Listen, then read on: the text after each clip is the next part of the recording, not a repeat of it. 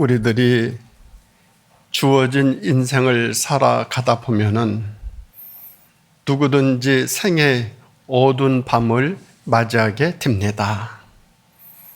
그 생의 어두운 밤은 홀로 감당해야만 하는 고뇌의 밤입니다. 그 고뇌의 밤은 누가 대신 져줄 수도 없습니다. 비켜갈 수도 없습니다. 그래서 더 외롭고 고독하고 불안합니다. 우리는 오늘 본문에서 깊은 어두운 밤을 맞이하면서 고뇌하고 있는 한 사람을 만나게 됩니다. 여기서 우리는 그가 맞이한 어두운 밤이 그를 파멸로 인도하기보다는 오히려 그에게 새 이름으로, 새 사람으로 빚어내는 신비로운 사건으로 이 본문을 접하게 됩니다. 본문에 등장하는 주인공은 우리가 잘 아는 야곱입니다. 야곱은 태어나는 순간부터 형과의 심한 경쟁을 하였습니다. 형의 장자권을 인정하지 않았습니다. 팥죽 한 그릇으로 장자권을 빼앗았습니다. 아버지를 속여서 장자의 축복권까지 가로챘습니다. 그리고 나서 야곱은 더 이상 형과 한 집에서 살 수 없게 되어 집을 떠나 그의 외삼촌 라반의 집에 가서 20년 동안 몸 붙여 살면서 많은 재산과 두 아내를 얻어 한 가정이 되었습니다. 야곱이 20년이란 객지 생활에서 언제나 마음속에 그리워하고 잊혀지지 않은 것은 고향입니다. 그가 떠나온 고향입니다. 그는 여러분, 그가 떠나온 고향으로 돌아갈 마음이 있었지만 결단을 내릴 여건이 되어 있지 않았습니다. 야곱이 삼촌집에서 보낸 20여 년 동안의 객지 생활, 좌절과 희망이 수시로 교차하는 인생의 훈련장이었습니다. 어느 날 두 아내 상의를 했습니다. 고향으로 돌아가겠다는 자신의 계획을 밝힙니다. 두 아내의 동의를 얻어서 삼촌 집에서 나가기로 합니다. 때를 보아 삼촌이 출타하여 집에 없는 날을 택해서 모든 소유, 가족들 다 데리고 삼촌 집을 몰래 빠져나옵니다. 야곱이 이 삼촌 집을 몰래 빠져나온 지 사흘 만에 양을 치던 삼촌이 이 사실을 알고 친족을 이끌고 야곱의 뒤를 추격합니다. 야곱이 장막을 친 그곳에 이르렀을 때 하나님이 삼촌 라반에게 꿈에 나타나 이렇게 강력하게 경고합니다. 절대로 네가 좋은 말이든지 나쁜 말이든지 야곱에게는 아무 말도 하지 않도록 조심하라. 하나님이 무서운 경고를 삼촌에게 내립니다. 삼촌은 지금 화가 잔뜩 났어요. 응징하고 싶었고 집에서 가장 귀하게 여긴 그 신상도 가져갔어요. 그것도 없어요. 그런데 하나님이 삼촌에게 절대로 네가 야곱에게 해를 끼쳐서는 안 된다고 경고를 했어요. 삼촌과 화해를 했어요. 그리고 고향길을 향하고 있는 야곱, 그의 발걸음 가벼울 줄 알았는데 전혀 아니었어요.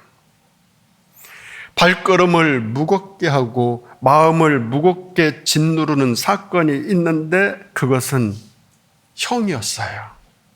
형 에서였어요. 형과의 관계를 생각하니 이것이 마음에 엄청난 짐으로 다가왔어요.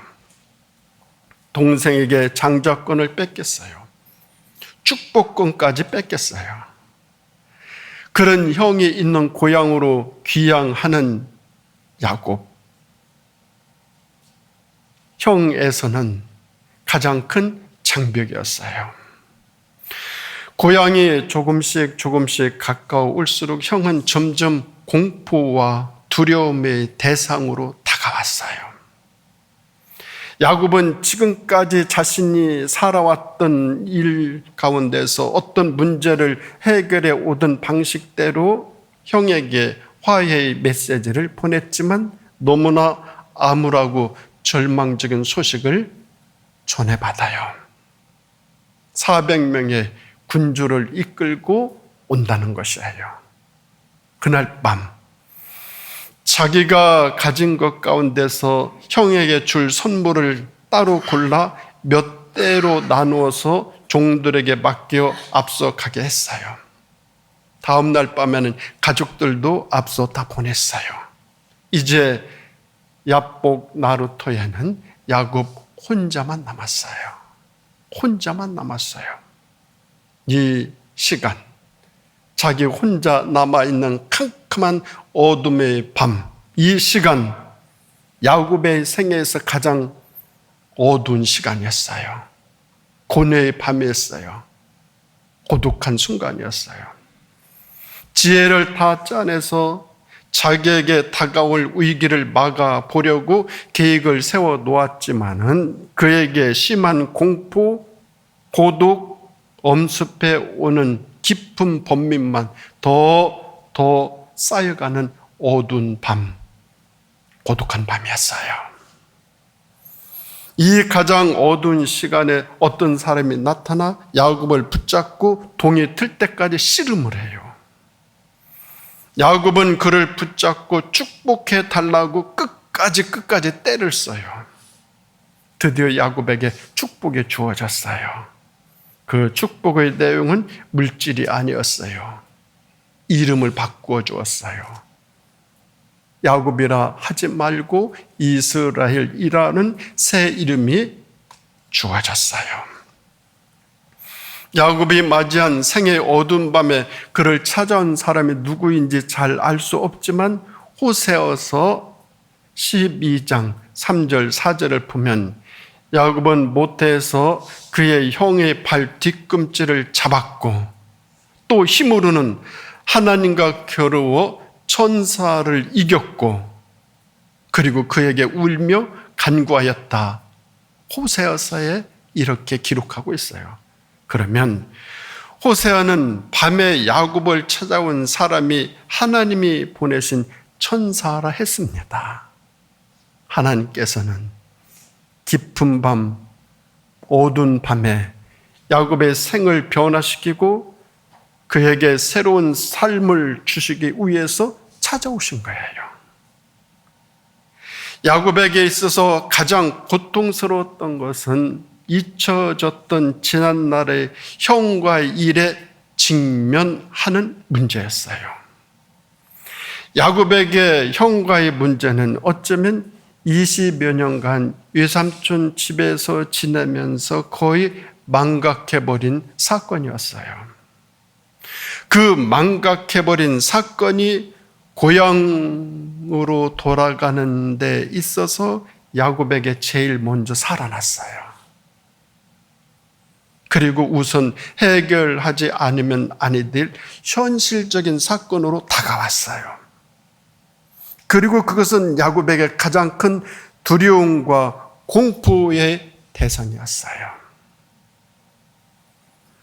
야곱과 에서 간에 지난날 있었던 사건은 야곱에게는, 에서에게는 분노와 좌절과 복수심을 품게 한 상처로 남아있어요. 야곱에게는 부끄러움과 창피하고 생각하고 싶지 않는 그런 일로 지금 남아있어요. 지금 거기에 직면하고 있어요.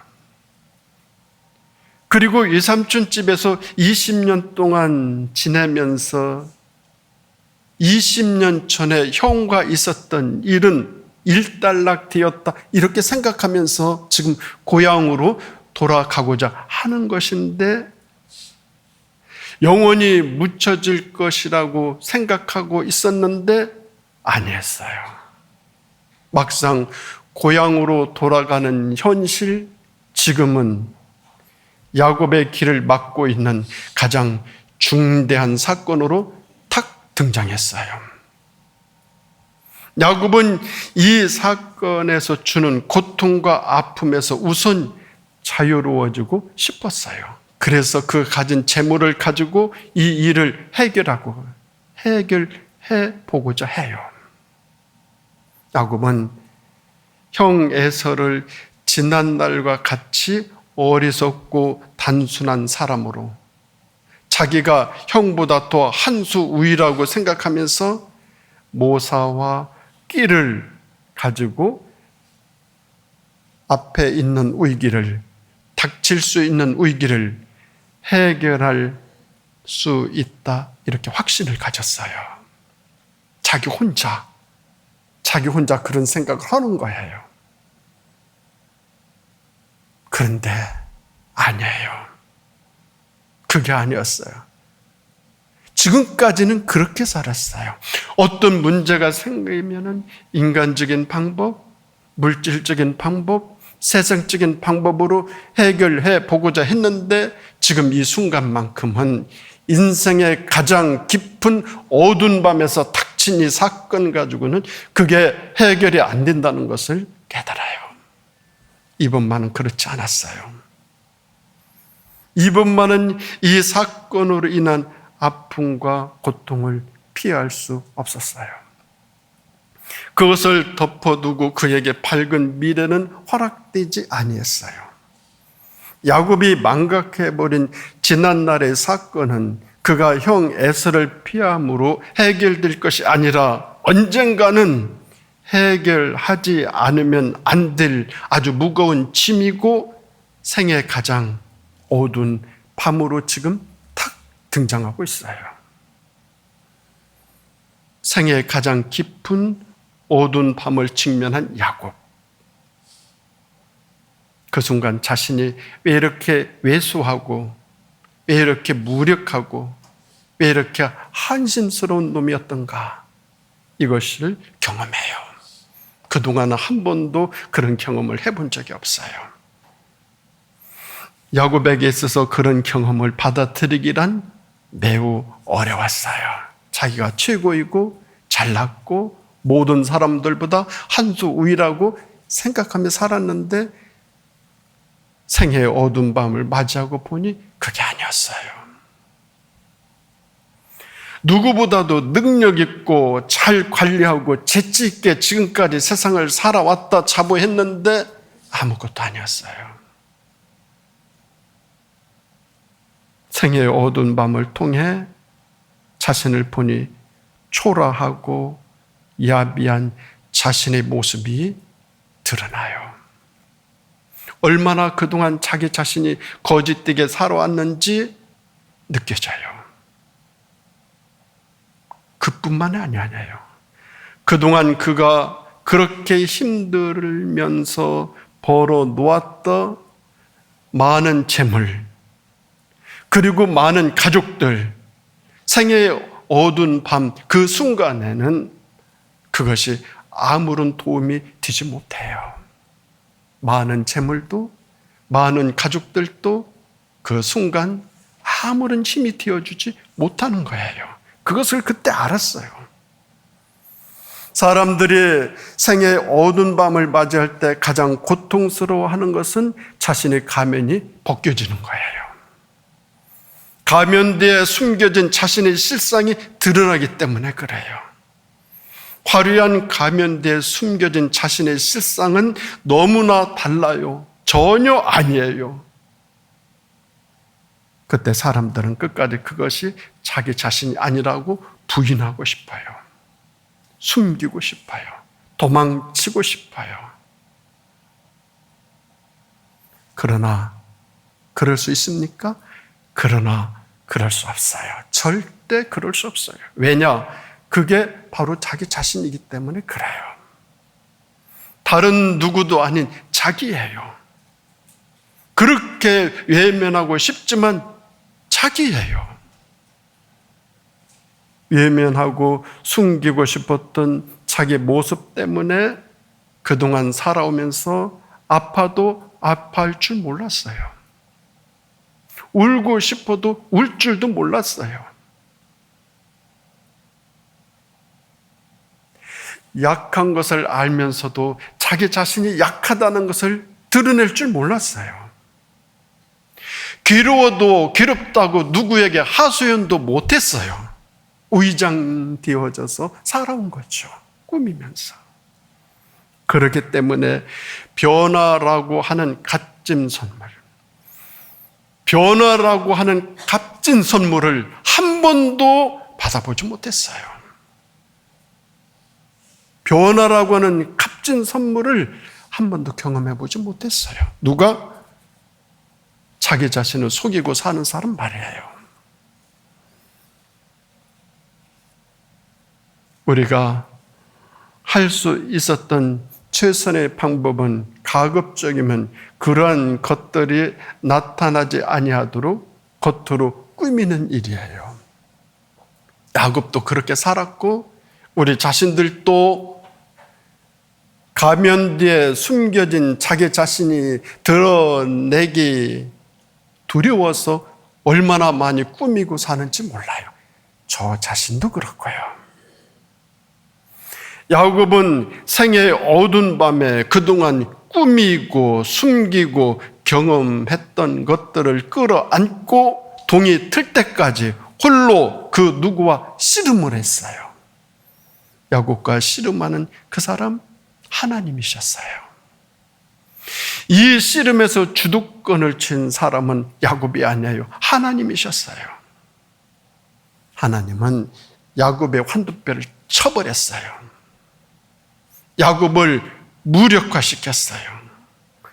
그동안 야곱이 의지했던 모든 것들을 하나님께서는 그 순간 꺾어버렸어요.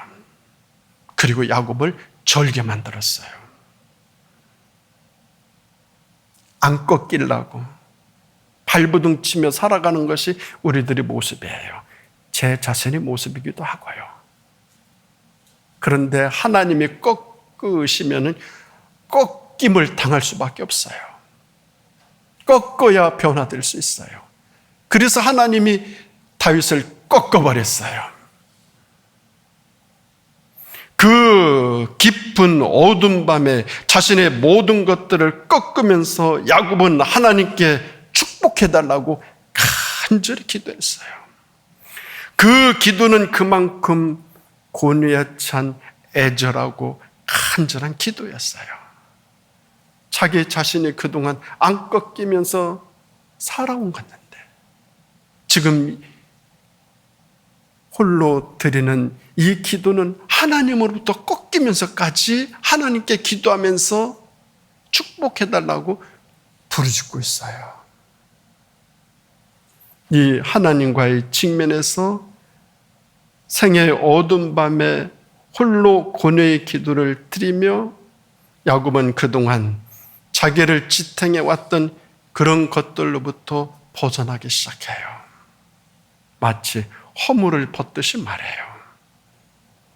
허물을 벗어야 뱀은 더 커진다고 그래요. 허물을 벗어야 매미는 울 수 있다고 그래요. 곤충들은 허물을 벗어야 그 다음 단계로 자랄 수 있어요. 허물을 안 벗으면 다 죽어요. 자기 기능을 발휘하지 못해요. 그런데 우리는 살아가면서 허물을 벗어야 할 때 허물을 안 벗으려고 그래요. 벗어야 되는데, 그래야 다음 단계로 성장하고 더 나아지는데 이게 잘 안 돼요. 지금 야곱은 허물을 벗어요. 허물을 벗겨요. 그리고 새벽과 함께 야곱에게 새로운 삶이 하나님으로부터 부여졌어요. 허물을 벗으니 꺾이고 나서 허물을 벗으니 하나님이 이제부터 너는 야곱이라 하지 말고 이스라엘이라 구원의 말씀이 주어졌어요. 구원이 주어진 거예요. 이런 야곱을 하나님은 말라기 1장 2절 말씀 보면 사랑하였다 이렇게 말씀하고 계세요. 에서는 미워하고 야곱은 사랑하였다. 말라기 1장 2절에 그렇게 기록하고 있어요. 자기 허물을 벗는 야곱, 그 야곱을 하나님은 사랑하셨어요. 우리 예수님에게 이런 칠흑 같은 생의 어두운 밤이 계셨어요. 겟세마네 동산에서부터 십자가에 달려 운명하시는 그 순간까지 예수님은 그 시간을 앞두고 너무너무 고통스러워서 할 수만 있으면 이 잔을 내게서 옮겨달라고 애원하셨어요. 십자가에서 나의 아버지 어찌하여 나를 버리시나이까 라며 절규하셨어요. 우리 예수님 모든 인류의 거짓과 불의와 죄로 얼룩진 상처와 아픔을 다 짊어지시고 십자가에서 돌아가셨어요. 절망적인 어둠의 시간 예수님에게 있었지만서도 그 절망적인 어둠의 시간은 영원하지 않았어요. 그 시간이 다음 어두운 시간이 지난 다음에는 부활의 시간으로 다가왔어요. 예수님의 그 부활의 새 생명의 삶은 모든 인류에게 구원을 베풀기 위한 하나님의 사랑이셨어요. 그래서 예수님은 그 어두운 밤을 기꺼이 받아들이셨어요.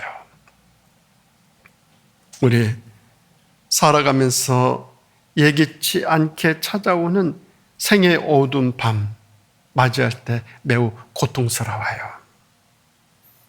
육체적인 것이 아니고 영적인 것이에요.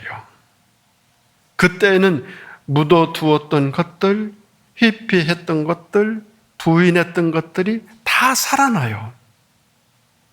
그 시간은 자기 자신이 왜 그렇게 초라하고 왜소해지는지 자기 자신이 진흙탕에 내 동댕이 쳐지는 시간이에요.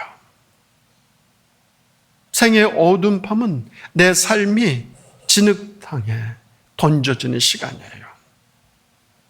그러나 성경에서 말씀해 주시는 희망의 소식은 인생의 어두운 밤은 병든 사람에게 그 병을 고치기 위해 유능한 의사가 찾아오는 것과 같은 의미 있는 시간이라는 것을 우리에게 가르쳐주고 있습니다. 죽을 병에 걸린 사람은 깊이 좌절합니다. 아파합니다. 희망이 없어요. 그러나 그의 병을 잘 알고 있는 의사가 치료하기 위해 찾아오는 시간은 희망의 시간이에요. 그래서 어떤 성인은 인생의 깊은 밤을 이렇게 예찬하고 있습니다. 오 인도하는 밤이요. 밤은 아침보다 더 사랑스럽도다. 오 사랑받는 자와 사랑하는 자가 연합하는 밤이요. 그의 사랑 안에서 사랑받는 자의 운명이 바뀌는 밤이요 라고 인생의 어두운 밤을 예찬하고 있어요. 생의 어두운 밤이 우리에게 찾아올 때 우리는 무엇을 하려고 몸부림치기보다는 조용히 하나님의 임재를 기다릴 수밖에 없어요. 인생의 어두운 밤에 우리가 무엇을 하려고 몸부림치면 칠수록 어두운 밤에 우리를 찾아오셔서 우리에게 말씀하시는 하나님의 음성 듣지 못해요. 모든 것을 받아들일 때 들을 수 있지만 몸부림칠 때 그 음성을 들을 수 없어요. 그런데 이런 어두운 밤은 개인에게만 찾아오는 것이 아니에요. 공동체에게도 찾아와요. 우리는 그것을 역사의 밤이라고 불러요. 잠언 1장 20절에서 30절을 보면 그러한 역사의 밤이 길거리, 시장, 성문 어귀에서 외치는 지혜의 초청에 귀를 기울이지 않을 때 공동체의 역사의 밤은 찾아온다. 성경에서는 말씀하고 있어요. 이 공동체에 찾아오는 이 역사적인 이 역사의 밤은 광풍처럼 폭풍처럼 온다고 했어요.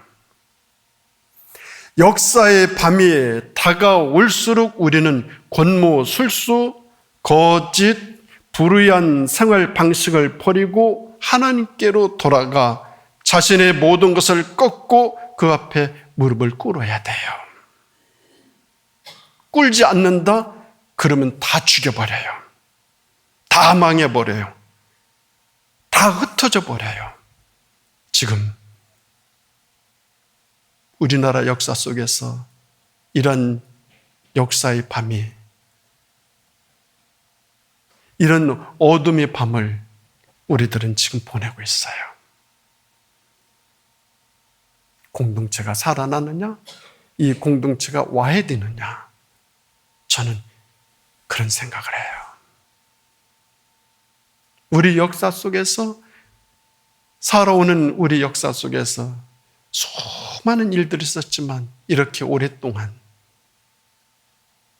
하나님께서는 우리들에게 하나님이 주시는 지혜의 초청에 오라고 그래요. 우리 집사님 간절히 기도하셨어요.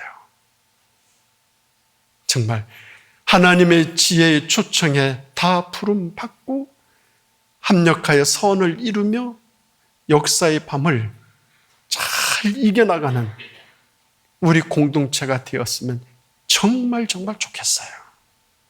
와야 되는 것이 아니라 새롭게 구원의 역사를 이루어가는 우리들의 역사가 되었으면, 우리나라의 역사가 되었으면 하는 그런 마음이에요.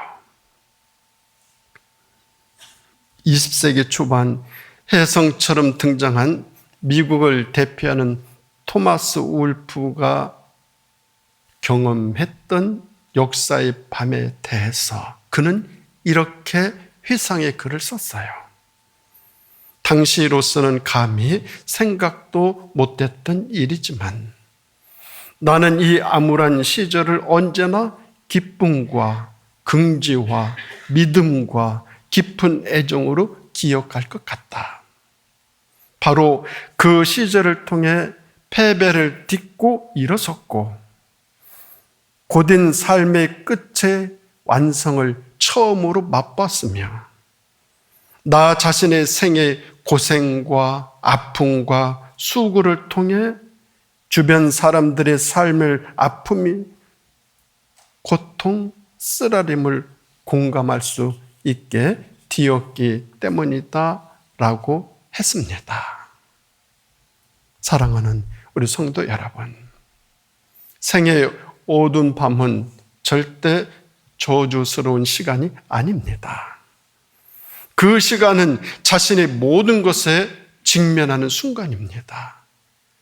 자기 자신의 모든 문제에 직면하는 순간이에요. 그 시간은 우리 모두의 허물의 옷을 벗어버리는 시간이에요.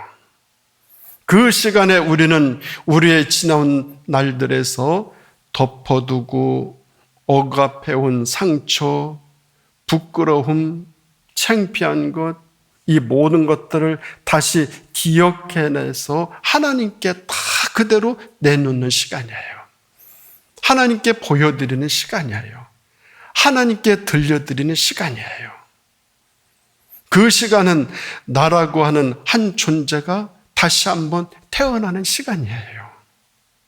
그 시간은 하나님과 가장 가까운 교제의 시간이에요.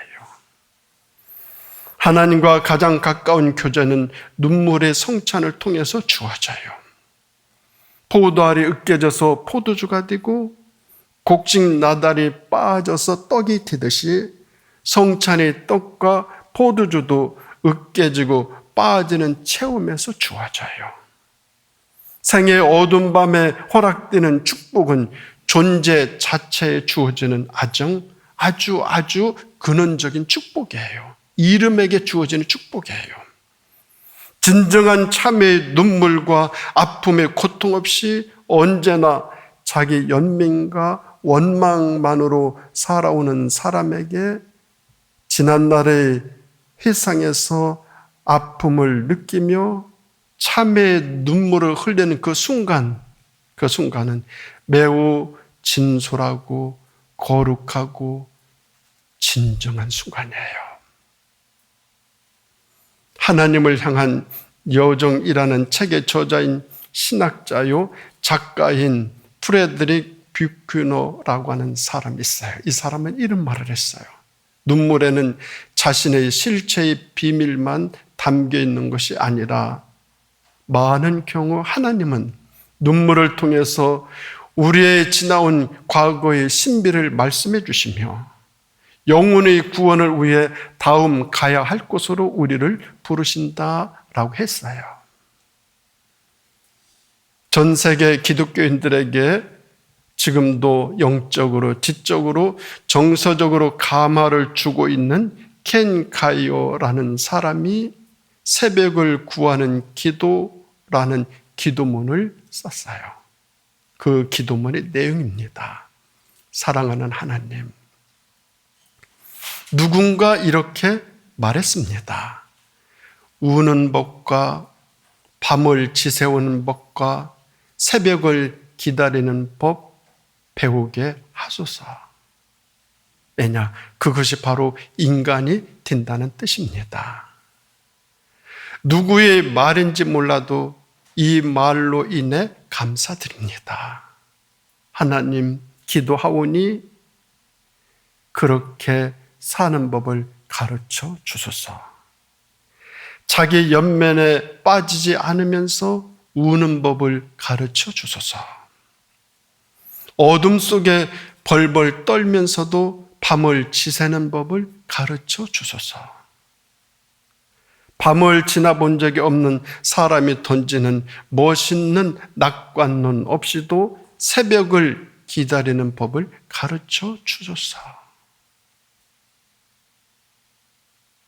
그 법을 알게 되어지는 것이 인간이 된다는 뜻이기 때문입니다. 인간이 된다는 것. 우는 법을 가르쳐 주소서. 밤을 지새는 것을 가르쳐 주소서. 새벽을 기다리는 법을 가르쳐 주소서. 사랑하는 우리 성도 여러분, 우리는 개인적으로, 공동체적으로 어두운 밤을 지새는 법 배워야 합니다. 이 어두운 밤은 나 자신에게, 우리 나라에게, 나 자신의 일터 위에, 그리고 우리 가정 위에, 이 어두운 밤에 자기 연민, 원망, 불필요한 사념으로 이 밤을 보낸다면 희망의 새아침 절대 오지 않습니다. 생애의 어두운 밤에 하나님과 씨름하는 고뇌의 기도를 통하여 새벽을 기다릴 때 하나님의 얼굴을 뵙는 분열의 축복, 우리 모두의 소망으로 분명 다가올 줄 믿습니다. 이 사순절을 보내면서 이러한 분열의 축복이 사순절 기간 동안 우리 모두에게 주어질 수 있기를 예수님의 이름으로 축원드립니다. 기도하시겠습니다. 하나님 아버지, 감사드립니다. 살아가면서 저희들 인생의 깊은 어두운 밤에 잠길 때 있습니다. 그 순간이 저희들에게 주어진다 하더라도 주님, 홀로 주님 앞에 기도하면서 새벽을 기다리는 저희들 되게 하여 주시옵소서. 그 순간이 저에게 주어질 때 제 허물을 벗어버리고 하나님과 더 가까이 친밀하게 인도하여 주시오. 하나님의 의와 뜻을 이루어 드리면서 하나님의 구원의 역사에 참여하면서 새 이름을 받고 새 인생을 살고 하나님의 하늘의 뜻을 이 땅 위에서 실현시켜 나가는 삶이 되어질 수 있도록 인도해 주시기를 예수님의 이름으로 간절히 기도드립니다. 아멘.